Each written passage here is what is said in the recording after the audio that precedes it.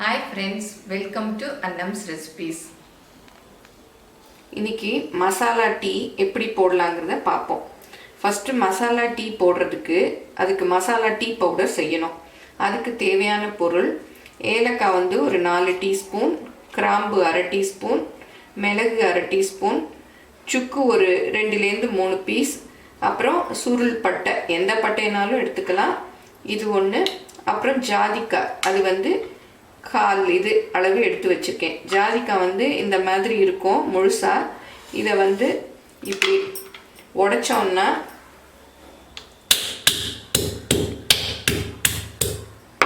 உடைச்சிட்டு எடுத்தோன்னா உள்ளே இந்த மாதிரி இருக்கும்.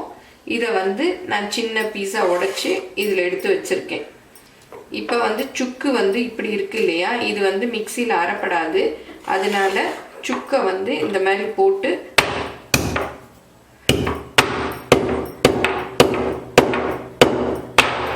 இதில் இடிச்சுக்கிட்டோன்னா இது இந்த மாதிரி வந்துடும். இந்த மாதிரி எடுத்து வச்சுக்கணும். ஏன்னா ஃபுல் சுக்கா போட்டோன்னா மிக்சி கெட்டு போயிடும், அரைப்படாது.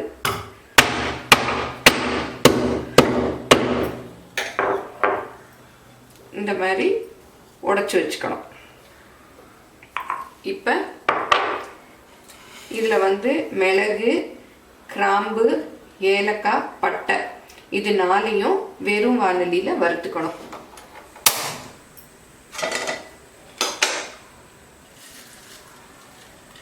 ஏலக்காய், கிராம்பு, மிளகு, இந்த பட்டை அதுவும் பெருசாக இருக்கு இல்லையா, இதை சின்ன சின்ன பீசஸாக ஒடிச்சு போட்டுக்கணும். இதை நல்லா வாசம் வர்ற வரைக்கும் அப்படியே வறுத்துக்கணும்.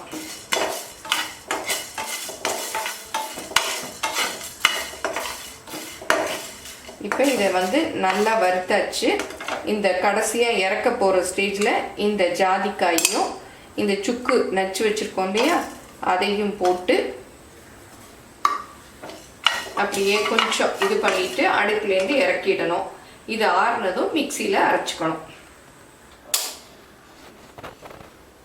இப்போ வறுத்து வச்சதெல்லாம் இந்த மாதிரி ஒரு பிளேட்டில் வச்சுருக்கோம். இது இப்போ நல்லா ஆறிடுச்சு. இதை மிக்சி நல்லா தொடச்சிட்டு ட்ரையாக இருக்கணும், ஈரமே இல்லாமல். அதில் இதெல்லாம் போட்டு அரைக்கணும்.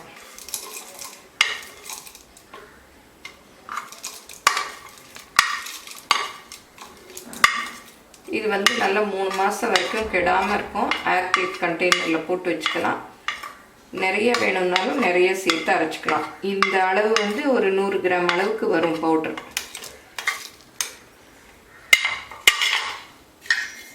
இதை மிக்சியில் அரைச்சிக்கணும்.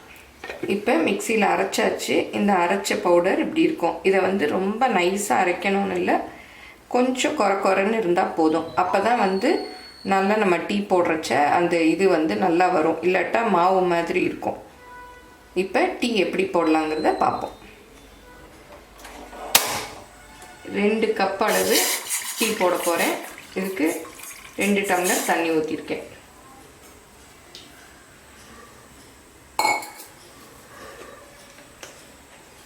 இதில் ஒரு 3 டீஸ்பூன் அளவு டீ தூள்,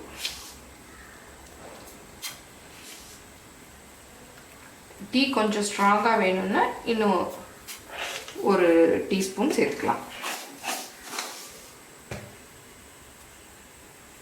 இப்போ அரைச்சோம் இல்லையா இந்த டீ மசாலா பவுடர், இது இந்த மாதிரி குட்டி ஸ்பூனில் ஒரு ரொம்ப ஃபுல் இல்லாமல் ஒரு 1/2 டீஸ்பூன் அளவு போட போகிறேன். நீங்கள் 1 கப்பு டீ போடுறதா இருந்தால் இந்த ஸ்பூனில் 1/4 போட்டுக்கலாம், அதாவது 2 சிட்டிகை. இப்போ இது 4 சிட்டிகை அளவு இருக்கும். இதை அப்படியே நல்லா மளமளன்னு கொதிக்க விடணும். இதோட சீனியும் போட்டுக்கணும். இப்போ நம்ம 2 கப்பு டீ போட்டிருக்கோம் இல்லையா, அதனால் 1 கப்புக்கு 2 டீஸ்பூன் சீனி.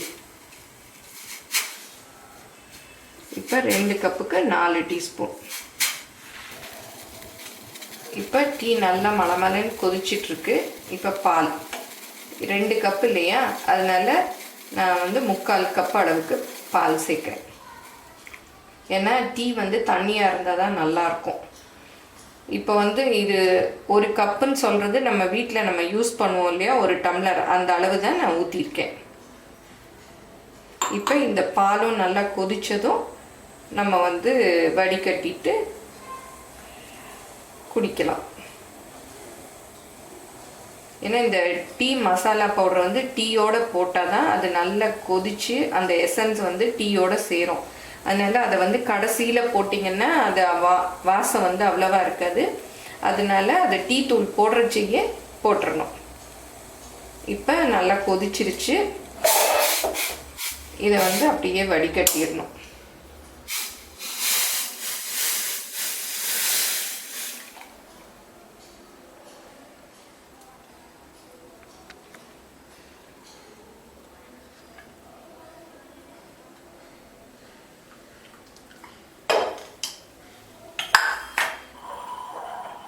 இப்போ இதை வந்து சர்விங் கிளாஸில் அப்படியே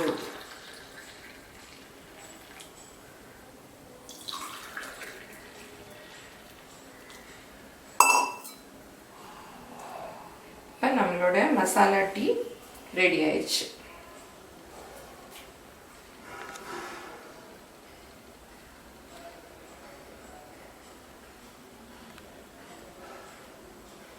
இந்த ரெசிபி பிடிச்சிருந்தா லைக் பண்ணுங்கள். மேலும் இது போன்ற ரெசிபிக்கு எங்கள் சேனலை சப்ஸ்கிரைப் பண்ணுங்கள்.